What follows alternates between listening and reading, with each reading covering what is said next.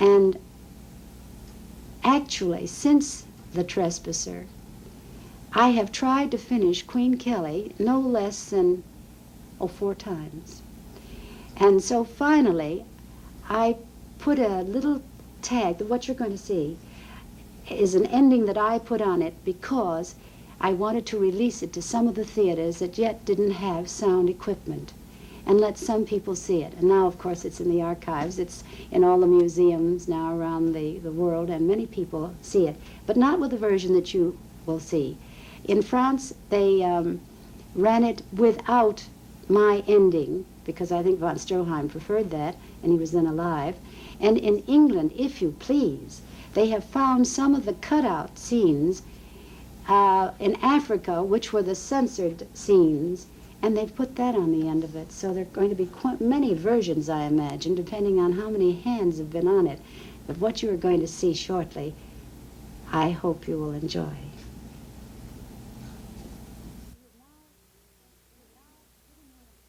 You have now just seen a little more than half. And I imagine we have spent about, up to this point in the picture, about $400,000, most of which you saw on the banquet table. Real caviar, real champagne, you can be sure. You know, which reminds me of Mr. DeMille. That's what he did. He never wanted anything fake, and so when I was wearing diamonds, they were not paste. When I was wearing ermine, it was not rabbit skin. And I have an idea that Mr. von Stroheim was trying to be like Mr. DeMille. At any rate, at this point, we had shot a great deal of film, because this is one of Mr. von Stroheim's failings of taking a scene, no matter whether it's cigars in an ashtray, and spending hours on it. And I think that's why we had probably spent so much money up to this particular point. But now we'll go into the next portion of Queen Kelly, and then when we come back, I'll tell you more about, well, what happened when we finally decided not to finish it.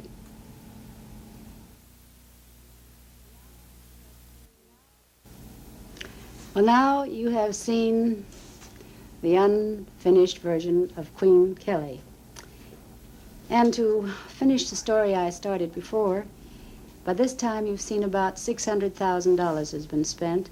And the pity of it is that, well, I should say that I'm more fortunate than those who spend that amount of money on a lovely, beautiful musical, as so many producers have on Broadway, like the Berlin musical.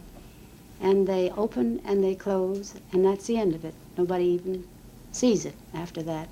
At least Queen Kelly has had some life, and there's still an interest, and I suppose there would be in the plays if somebody had preserved them. That's why I'm so grateful to this wonderful invention, that we can preserve so many things of an era, if not of a career. Now, what you did not see was the part that was censorable. And we went from this convent period, when you saw me commit suicide, presumably, jump into the river. The story went that I was rescued, taken to the convent, and then the nuns told me that they had received word from my aunt in Africa, and I was to go there immediately because she was dying. So that when the prince wanted to find me, he only heard that I had gone to Africa, and the story continues in Africa. I would say that, according to the script, there was probably almost 2/3 of the story took place in Africa. Now, my aunt, when we took these scenes, was supposed to be the owner of a nightclub, a dance hall type of thing. That was the script that Mr. Will Hayes had okayed. But by the time Mr. von Stroheim got in there and felt a free hand, maybe those other 2 boys weren't watching him, it wasn't exactly a dance hall. It was sort of one of those things that they long ago closed up in the United States. I'm not sure where they have them now in the rest of the world. They used to be in France, but I don't think they're there either anymore. And you can imagine my consternation when I walked on the set and saw what was going on, and also it was early in the morning, and Marshall Tully, I think his name was, he always played rather creepy kind of characters, and he's chewing tobacco and dropping it on my hand. Well, I don't think I would have enjoyed it even at 5 in the afternoon, so I excused myself, so Mr. von Stroheim excused me, and I went to my bungalow, and I called New York immediately and said, "You better get out here but fast," to the people who were concerned and who had been lending me the money, bankers.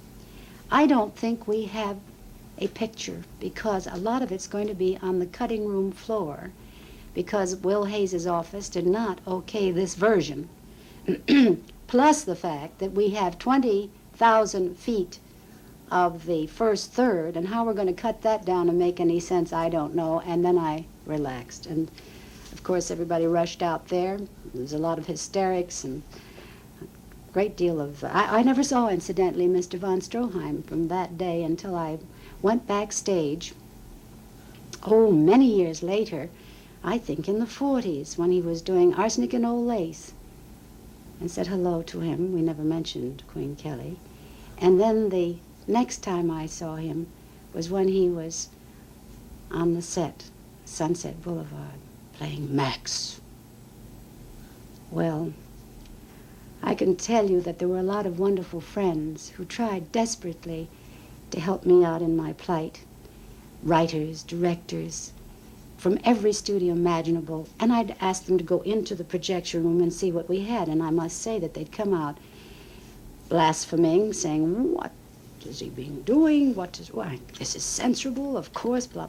And everybody tried to give us a new version so we could stay away from that dance hall. Well, after spending now another $200,000 on the various versions, Mr. Boleslavsky was one of the directors brought in. We even thought maybe we could make it a dream. Then there was a little talk of about sound. There was such a thing as, sound was coming in. Maybe I could sing a song in it, or perhaps I could have one reel of it. But somehow this Queen Kelly gal was a child that somehow didn't want to be born. And finally, I was meeting surreptitiously with a man called Edmund Goulding. You've seen many of his films. He had a fantastic mind. It was like this all the time. And he had an idea. And I latched onto it like a sinking woman onto a straw. And it was going to be called The Trespasser. And so within 3 weeks, with Laura Hope Crew's help, Eddie Goulding and myself, and a court stenographer, the script of The Trespasser was written in my home. Thank goodness, it was a success. And from the profits of The Trespasser, the bankers were paid the $800,000, I think with interest. Now, wherever you are, von Stroheim, who knows? But it was a matter, it was out of my hands because of censorship. So there's Mr. Will Hayes and he are both in the same place, I'm sure, and I think they ought to try and work this out, because now the way things go and what we see on the screen and television and in the streets and the newspapers, I think anything goes. So it would seem. And maybe if it were today, the dance hall problem would have been nothing. So I guess it's timing. And I've taken up a lot of time. And I'm glad to say greetings to you and thank you for watching, and happy hearts to all of you.